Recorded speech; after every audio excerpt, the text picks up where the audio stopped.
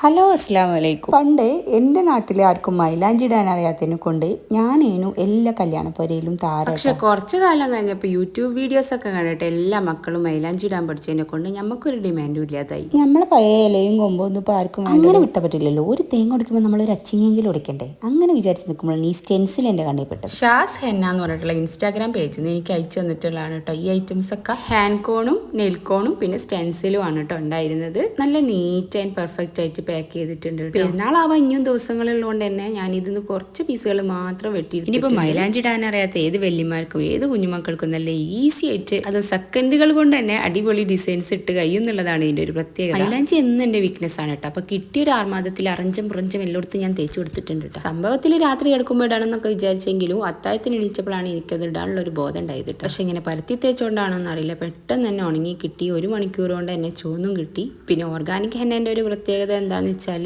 ഇട്ട് കഴിഞ്ഞിട്ട് അയച്ച പാടുള്ള ചോപ്പിനെക്കാട്ടിയും കുറച്ച് നേരം കഴിയുമ്പോൾ ഇങ്ങനെ ചോപ്പ് കൂടി കൂടി വരും. മെഹന്തിയിൽ ബിബി റാണിക്കോൺ എന്നൊക്കെ പറഞ്ഞിട്ട് കുറേ പരിഷ്കാരികൾ ഉണ്ടെങ്കിലും ഇട്ട പാട് ചോക്കെങ്കിലും എനിക്കതൊന്നും ഇഷ്ടമല്ല കേട്ടോ. എനിക്ക് കുറച്ച് ടൈം എടുത്ത് ചോന്നാലും ആ ചോപ്പ് പോകാത്തതാണ് ഇഷ്ടം. അപ്പോൾ ഫസ്റ്റ് കഴിച്ച പാട് തന്നെ എങ്ങനെയാണ് കേട്ടുള്ളത്. ഇനി കുറച്ച് കഴിയുമ്പോൾ ഇതിനെക്കാട്ടി നല്ല ഇങ്ങനെ ചോപ്പ് കൂടി കൂടിയിട്ട് വരുന്നുണ്ടായിരുന്നു കേട്ടോ. നെയിൽക്കോണായാലും ഒറ്റ ഇടൽ തന്നെ അടിപൊളിയായിട്ട് ചോന്നിട്ടുണ്ട്. പിന്നെ എനിക്ക് ഏറ്റവും സന്തോഷമായത് കെമിക്കലൊന്നും ഇല്ലാതെ ഈ കുഞ്ഞിക്കൈകൾ ചോന്നപ്പോഴാണ് കേട്ടോ. ഈ മേടിക്കാനും ലേറ്റസ്റ്റ് അപ്ഡേഷൻസിനൊക്കെ വേണ്ടിയിട്ട് ഷാസ് ഹെന്നൻ്റെ പേജും കൂടി ഒന്ന് ഫോളോ ചെയ്തോളൂ കേട്ടോ.